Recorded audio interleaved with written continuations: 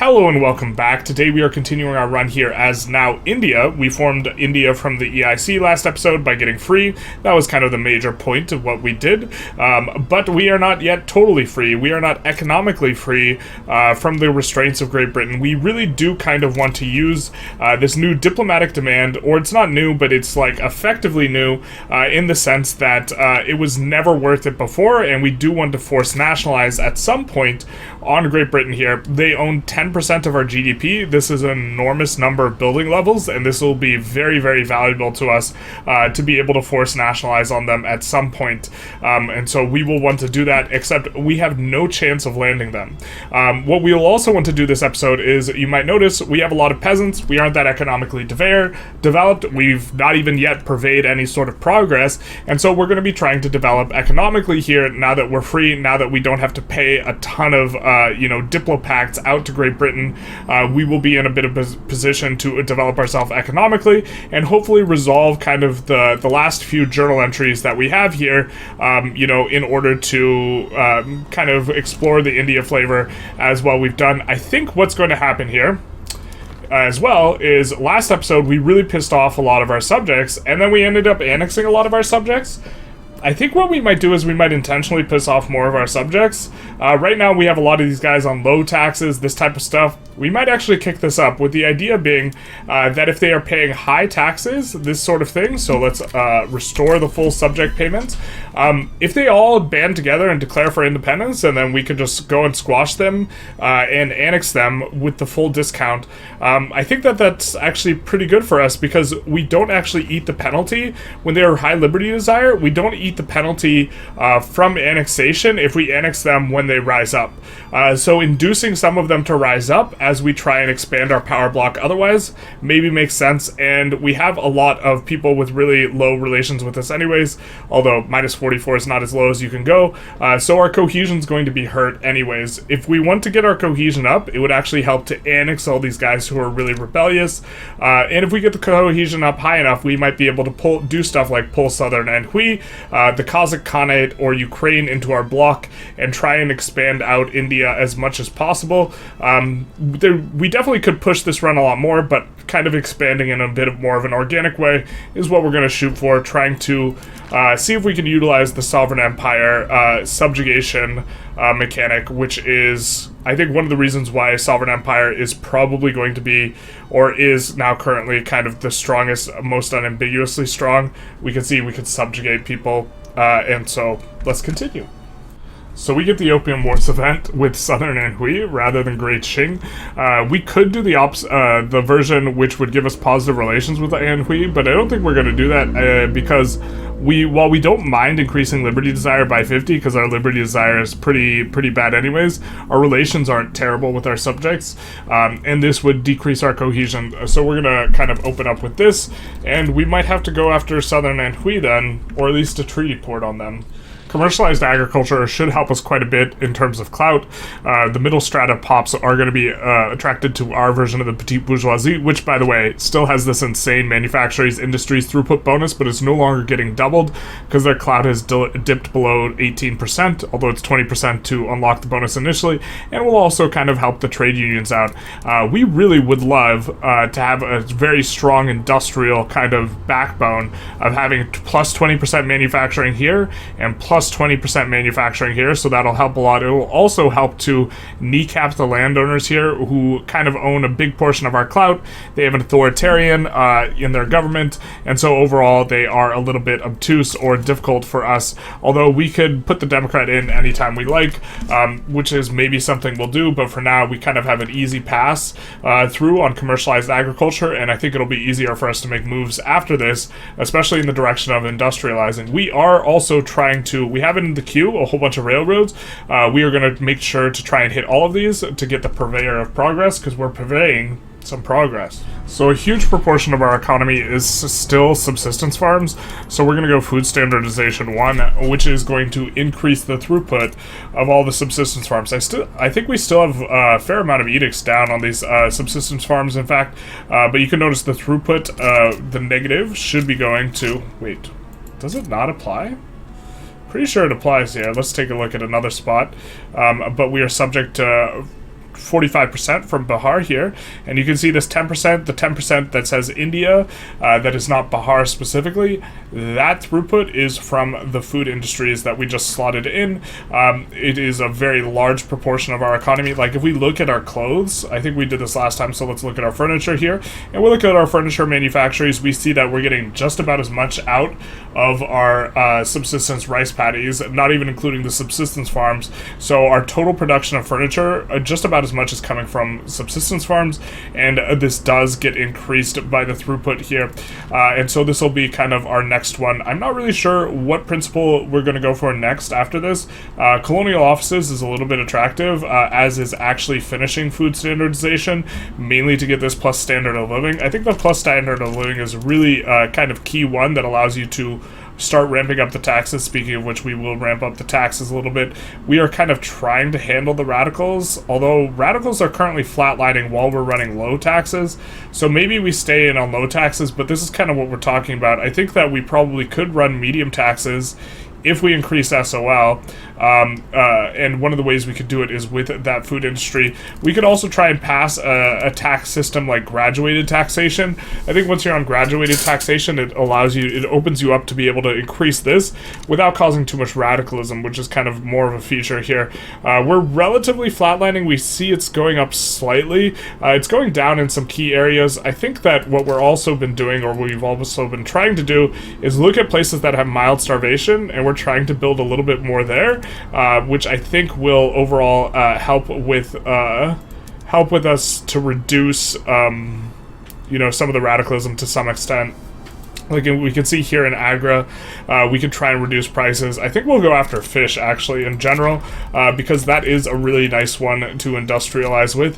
Very, very efficient per construction at getting workers out of the subsistence farms. It also does not interfere with the subsistence farms in the event that you have unemployment in a given state, and it can be capitalist owned, although we have so much manor house ownership, it's very unlikely to be. The places to prioritize would be the places that we have, a ton of unemployment specifically, because if we build like grain over the unemployment, that's not going to really help them out. But if we build fish over the unemployment, that will help, because if we build grain, it's just going to fire people out from the subsistence farms. You can see here the subsistence farm is capped, and so we'll increase fish, look to give people food security, and look to hopefully increase their SOL a little bit here, so that we can maybe try and raise taxes and start industrializing a little bit better. You can see fish here is one of the major inputs on the lower strata. So we're finally getting around to increasing some of our institutions. We're going to increase a whole lot of them.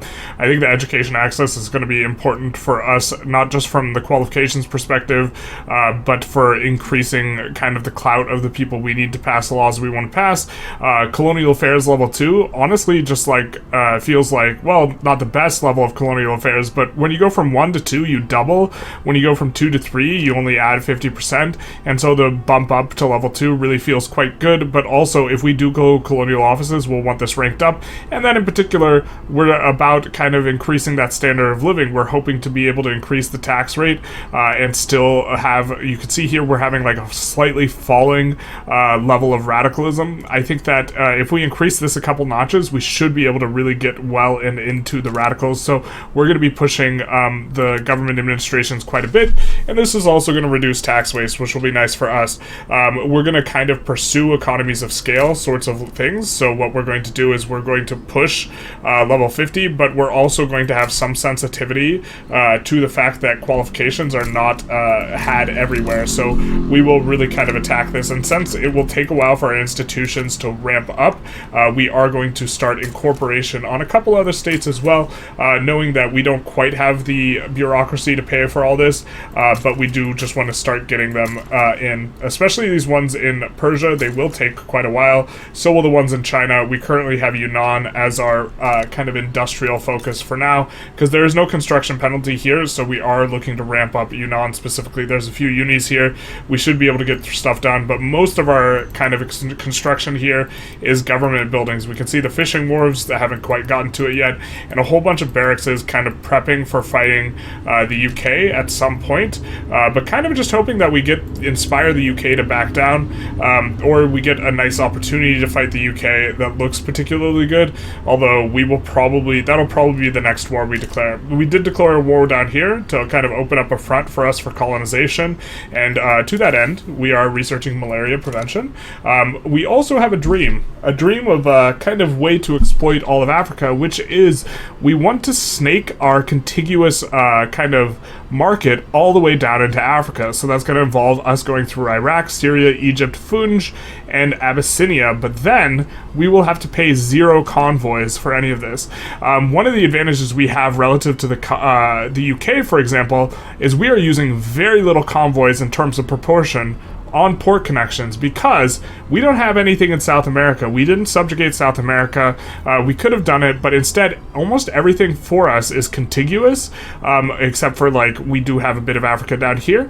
And so what we want to do is we want to have as much be contiguous as possible so we can do as much trade as possible. If we look at our trade routes, we should actually have enormous levels of units being transferred of various goods, and in this case you can see it's a lot of agricultural goods. We're exporting a lot of opium. Of course, it's always kind of going to be China that tends to have the really big routes, but we have a lot of stuff that is propping up the prices of our agricultural economy as it stands currently.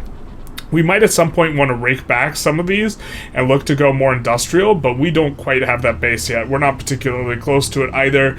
Most of the queue is controlled still by the landowners or the non-capitalists as they were, because the manor houses, it's proportional. You can see these guys have maybe 40% of the queue, but this means that our auto queue is not going to build stuff like steel or engines. The manor houses can build iron and this type of stuff, and to some extent, we don't really mind the manor houses owning these, because just as a little bit of a reminder, our industrialists, we do not have a bonus here on the capitalist contribution efficiency. We do have a bonus here if these guys are happy, although getting these guys happy is kind of going to be harder and harder. Although once we swap over to laissez-faire, we will probably prefer ownership that is capitalist in nature, because we won't be getting this fat, juicy contribution efficiency on the aristocrats anymore. But as it stands right now, we're pretty okay with it. So in order to promote this Democrat to office, which we would love to do, in order to grant him leadership, his movement does need to be pressuring the Zamindars.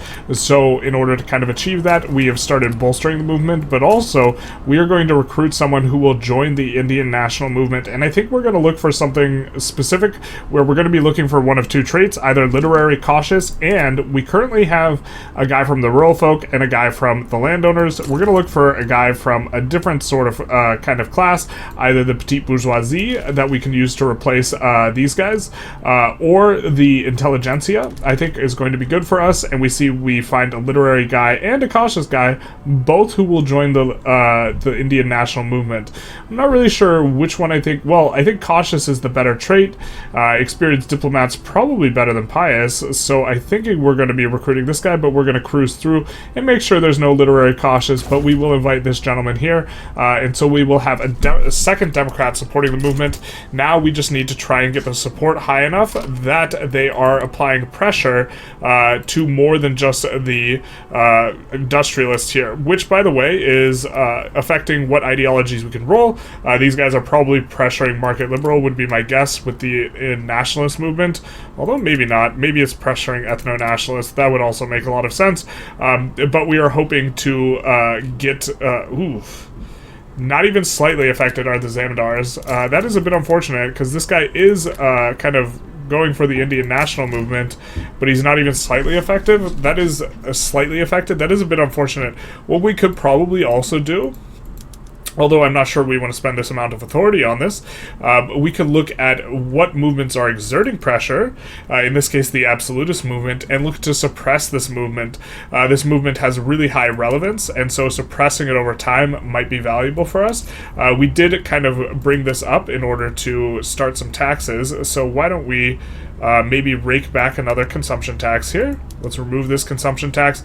We got a bit more authority, and we are going to also hit it from the other side, where we are going to suppress the movement that is currently pressuring the landowners in hopes that we can swap things over, because we are a little bit deadlocked in government right now in terms of laws that are useful that we could pass, and so we are looking to shake things up at least a little bit to try and get into a bit of a better position where we will be able to kind of slowly get off oligarchy and monarchy and move towards something a little bit more progressive, probably a corporate state and wealth voting. I think that sounds pretty good for our industrial attempts, especially because we will have a really strong rural folk and trade unionist if we go census. Maybe census is a little bit better, but universal is probably a step too far. So we were wanting to wait a little while longer before going to war with Great Britain, but seeing as they're about to be fighting France anyways, they're in a little bit of a weak spot, so I think we're going to take this opportunity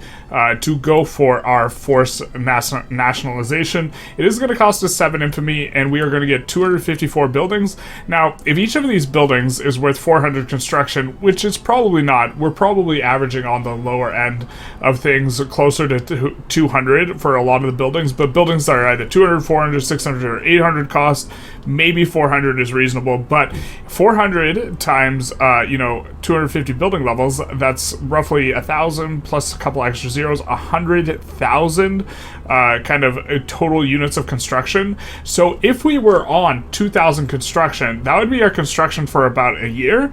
This is roughly the equivalent of construction for 3 years, but it's only buying the ownership portion of things. Now, to kind of put this in perspective, let's take a look at maybe one of these buildings and see just what percentage is ownership versus the other stuff. So you can see 15 manor houses here are getting paid out. The weekly balance is roughly the same as the wages here, and if this kind of holds true in a lot of these other buildings, which it won't necessarily, this effectively will give us 1.5 years worth of construction in exchange for the 7 infamy.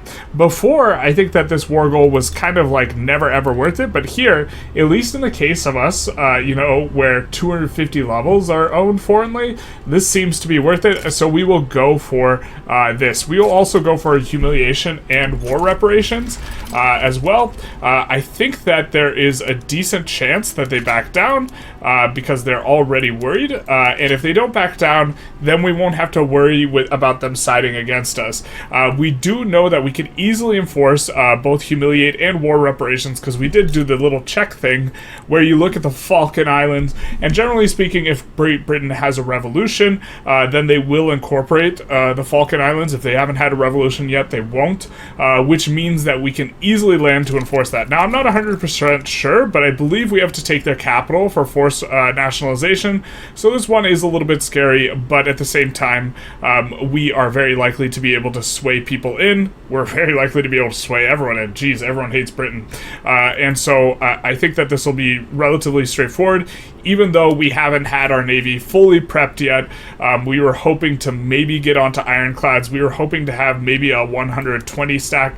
To that end, we're gonna, slap down another 10 here in East Bengal. But I don't think that our navy's quite where we want it to be. But I think that it should be able to land through, especially if the UK gets busy tied up fighting France here. So we'll see what we can make of this. So the conflict is shaken up to be actually incredibly large. We get Austria and also the Netherlands in on our side. They get Spain on their side. And in response, we get Italy in on our side for humiliate Spain. We have a nice little beachhead kind of starting from the Netherlands, where we have troops transferring over currently. And we are looking to quickly resolve some of the war goals we have put in, including nationalize, war reparations, humiliate, and also a little bit of a cheeky conquer British Gabon.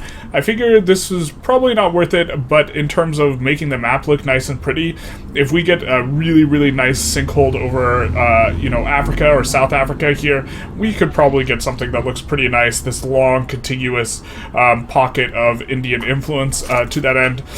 We have a very, occupied up front or worked up front, so what I'm thinking is that once these guys get here, they have virtually no one defending the northern strategic region here. They have 23 defending the south one, but I think that most of what is kind of down here is a little bit occupied with what they're doing, so we'll bring the Chinese cavalry over here, which is a Chinese army. That'll take a while. But then what we're going to do is we're just going to land in the northern HQ here with our big fat stack, and the 23 stack has to maneuver over, otherwise they're just going to get in for freezies, good dealsies. Looks like the AI doesn't believe in the art of the maneuver. They don't believe in anything. They just, yep, nothing at all, except for they believe in teleporting troops, which, fair enough, that's actually a pretty good strategy, but we find ourselves in here, so we will just be able to put ourselves on the front, which is fantastic. In terms of war goals we need to support, or we need to hit, it looks like just occupying one of their territories is enough to enforce investment rights,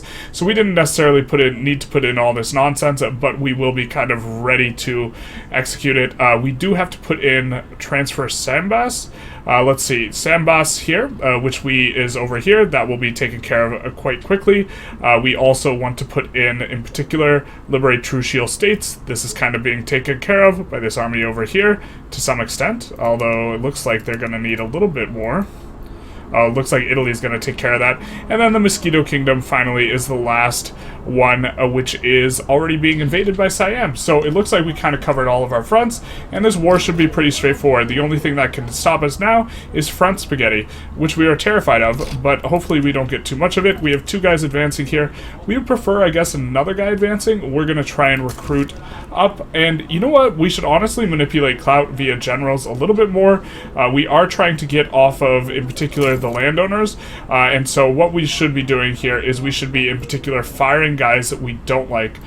This is something that we did, I think, last episode, but we just need to comb through, you know, kind of the generals here, and we need to fire guys who ideologies we don't like, especially from the landowners, because we are trying to weaken them down a bit, and then, in particular, promote up a lot of guys if they are, you know, I have an ideology that is decent, like this guy's trade union decent, although reckless we are not super big fan of. We can promote people like him up, or this reformer, for example.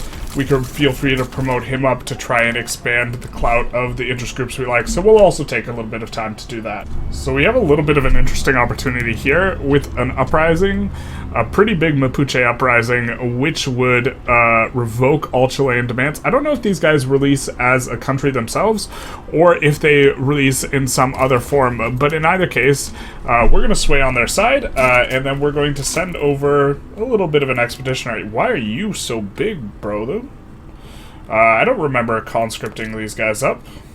I don't remember conscripting these guys up at all. I don't think we're really using them for anything, so we'll just kind of set them down. Oh, we conscripted the Bengal army, and they share an HQ. Fair enough. And then I think we're going to move over a little bit of an army here. We have these guys stationed at Indochina. They were protecting Siam. It's probably not going to be too important, and they should be able to handle this. But I think that this is going to be good for us. If Mapuche is independent and they are unrecognized, we will be able to take them for cheap. If they are recognized, then that's unfortunate. And if they just become decolonized, then we can go ahead and decide to subjugate Chile or something like this. Although, to be fair, what we should have done is we should have just subjugated Chile in response to this. Maybe we'll actually... there's 10 battalions there. Yeah, it looks like they probably lose this anyways against the Mapuche uprising, but if they were... The thing to do would have been maybe to wait and see if Chile is winning this, and then if Chile is winning it, subjugate them while they don't have the uprising. A little bit of a kind of nuanced thing where if they're having a revolution, you only pay the infamy for the thing you're going for rather than the whole shebang. So if we were to subjugate Chile right now, it would only be the cost of these 2 states. If we were to subjugate them when they finish up the uprising, it would be the cost of all of the states. We just got food standardization 3, so I think what we're going to do is we're going to take a look at how much radicalism we're getting, and expecting the radicalism to us to be able to tolerate a little bit better on the minimum standard of living. I think we're going to actually increase taxes just a hair here. We should be in really good shape. Another thing to watch is we have 20 million in the investment pool. I don't think this will cause radicals. It might cause radicals. If it's causing too much radicalism, then we'll pull it back. But another thing to take note of is we have 20 million in the investment pool right now. We are just about ready to kind of enforce on Great Britain. And the very key thing is once we get all of these places back that are going to be owned by us, we're going to put them all up for privatization and hopefully really be able to drain out our own investment pool on the British, kind of buildings here. Now, Spain's not about this, so it'll actually take a little while longer, but we're already attempting a landing on Spain, so it shouldn't be too bad, especially once Great Britain capitulates. They will no longer be defending Spain with their fleet.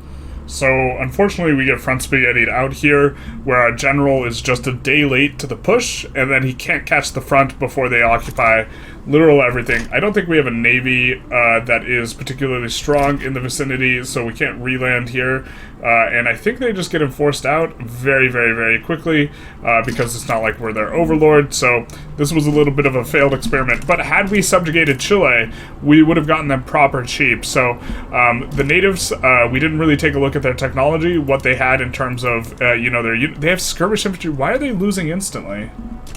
Okay, well, they just folded instantly, so this is at least a little bit of a data point where if you see these uprisings, it's probably the case that you just go for the subjugation on either Chile or Argentina if you somehow didn't subjugate them kind of early on in the game, when it's usually a pretty good idea to. So we get an enforcement here, we nationalize all the buildings, we see 20.1, and it's going to be keen to see exactly how things shake up. We're going to make sure that all of our stuff is up for nationalization, which it is, except for those, 3 maize farms, which don't believe in it. They don't believe it. They're actually probably already all privatized. But now we see, look at that, immediately our negative balance, our credit limit starts going down as a result of these buildings being bought off. Very, very responsive, very, very kind of... This feels good. This isn't like a slow change here. So it's just going to sell off a bunch of buildings or buy up a bunch of buildings from using the investment pool, which is going to give us some more time to kind of fiddle with our negative balance. The thing is we really don't want our investment pool growing to this huge proportion. We need to add construction. We would want to maybe add construction and then idle the national queue, but we have some stuff that we're trying to get done here in the national queue, although pretty soon the national queue is going to get completely finished, and then I think we're going to let the investment pool entirely drain from it. Now, we still have this war with Spain going on. We're trying to land them in a couple spots. I don't really know how successful it'll be, but we're trying to land them in Baleares, which is incorporated, and also here, which is incorporated, which is going to allow us to get both war reparations and the humiliate down on Spain, so that should be coming through as well if we can manage. So the investment pool here burns down from 20 million to 4 million so far. It's coming in waves. I imagine there's a little bit more privatization to be done, but that's probably about what we're going to be getting, which gives us a little bit more time until we default, especially because now our balance isn't even looking that bad. Our army got sent back to the home HQ completely, and we decided to just wipe peace with Spain because figured that if we aren't going to enforce the war reparations, which was much less clear, plus Spain could side with us anyway, or side against us anyways, I figured we might be better off just white piecing and saving ourselves some money and some population / getting injured people decreases your workforce ratio. Figured that might not be worth it on the Spain, so we're continuing along. We should be getting purveyors of progress. We only have 1 railway to be completed, so that should be the next thing coming up. We are actually getting wrecked pretty good and proper here by harvest conditions. Also, just wanted to point out the investment pool has drained below 10 million here, but we have the twofer wildfire around West Bengal and extreme winds around West Bengal, so our agriculture throughput is getting absolutely demolished by multiple negative bonuses. This is pretty significant, minus like 50%. So, the value we had of this enormous plus 25% bonus, 15 from the state itself and 10% from our food principle, and it's completely undone, and we're just getting this like minus 50%, which is so painful in terms of our pops, because our mission for industrialization is not going so hot. We barely have any more gainfully employed, and a lot of what we've done is actually just employ pops in government buildings kind of over this period of time, and we're still not really cranking the industrialization yet. But our reinvestment should be, what we should have taken a closer look at is what exactly our reinvestment was before and what our reinvestment is after. But you see the financial districts are creeping up on the manor houses houses. As they begin to pass them, it will be better for us to be on laissez-faire.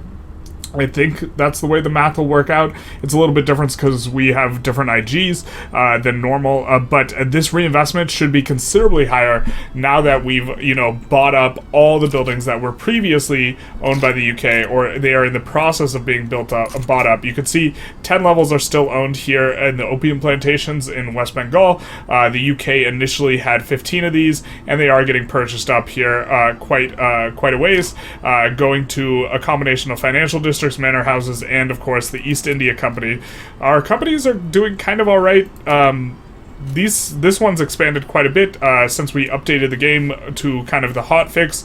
It has been able to expand out quite a bit more. I wonder what percentage of market share. Let's take a look down at what percentage of market share. Also, we still are having engine problems. I don't think we talked about it too much, but we just have a very, very little, we have a very significant engine problem because we are so oriented towards,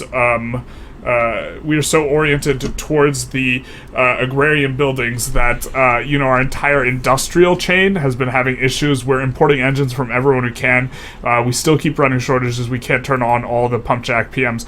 But it looks like more than 40% of the textile mills is under company now, which means that this company, the throughput that it's giving is starting to become more effective than what companies were before, at least now. Now, some of these are overseas, and unfortunately, when they're overseas, like this textile mill in Kashmir, it is pumping up the throughput, but it's pumping up the throughput not enough for its own building. You see this plus 55% is the target, but it's pumping it up for other buildings. To be fair, one of those is owned by us, which means that when you build overseas with your companies, this isn't as good because the throughput bonuses on the companies effectively get diluted by the other buildings present. If those other buildings present are yours, it's not that big a deal, but if there are foreign companies that are diluting out your share, this is a bit of a problem. So, and it's acquired this much market share, even though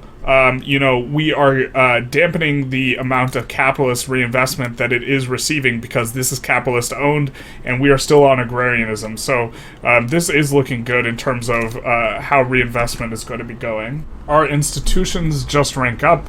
Very importantly, we are now getting an additional 0.5 point of SOL. So this combined with our food industries really led to a pretty nice climb in SOL over the course of this episode. We also saw a pretty right now our queue is kind of clearing out, which is kind of a break point I wanted to wait for before concluding, because I think that this is important to note that when you have an enormous investment pool, often it can be very good to idle some of your queue so that a portion of the queue starts picking up and utilizing the investment pool. You can see here 86% is being used by the private queue. Now our investment pool is draining, which is kind of the situation we wanted to be in, and so we've gotten to a point where we have added enough military and various sorts of government infrastructure, ports, all these sorts of things over the course of this episode, where now we can kind of comfortably lean into our investment pool. And this 56k, our credit line is going to grow faster than 56k a week, so this is we're never going to bankrupt at this rate here that we have currently as it sits. Although, to be fair, we are getting a pretty significant Diplo pact in terms of the war reparations, but look at how much we're getting from our subjects. That's partially off the back of us going vassalization too, which gives us plus 25% income transfer, which for us represents not a small amount. Let's also just double check here.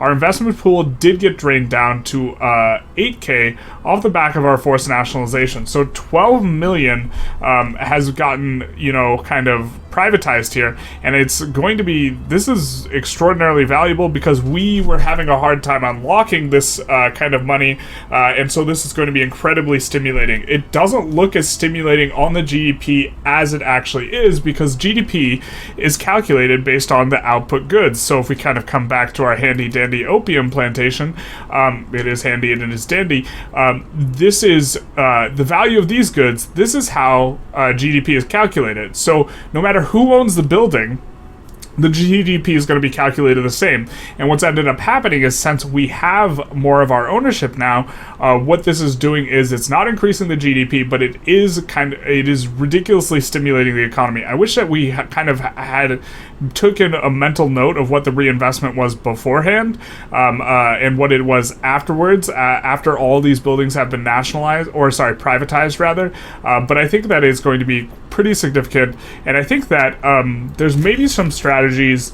We're going to be experimenting with this interaction for the diplomatic demand for forced nationalization, because I'm thinking that there's going to be a chance that trading, it might be reasonable now more than ever to give a mutual investment agreement to another country, let them buy up a ton of your buildings, and then force nationalize. Now that force nationalize is significantly cheaper. The only question is how many buildings can you get built there? The EIC might be a little bit of a kind of standout, or one that is going to be especially good because so much of our ownership starts in Great Britain, that maybe the 250 building level is not something that is like normally achievable, but it definitely kind of seems worth it in this case, because we are really now well poised to pop off.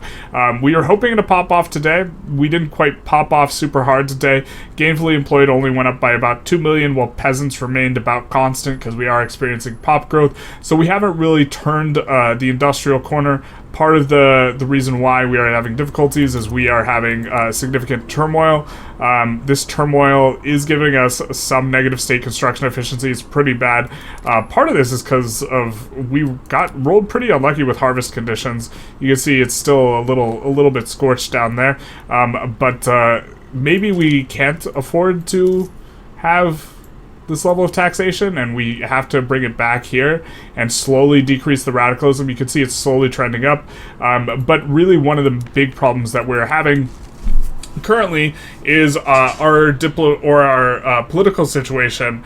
We really have to get off of oligarchy monarchy, because it's really hard to have a government that is in kind of the higher bracket, and we have been eating this increased radicalism for quite some time now. It is quite uncomfortable.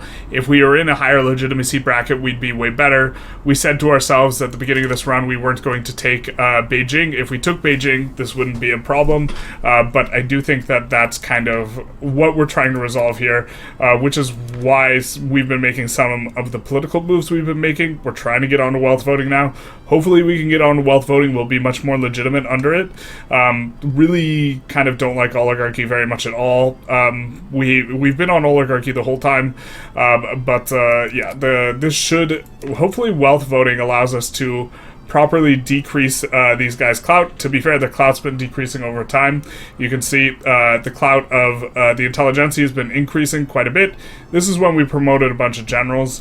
It didn't increase by as much as we wanted by us building a level 50 university here, which we have done to kind of support the tech spread. And just kind of as a final kind of a little bit of concluding thought here is we are juggling the research here in such a way that we're going to get malaria prevention and multilateral alliances at the same time, basically right as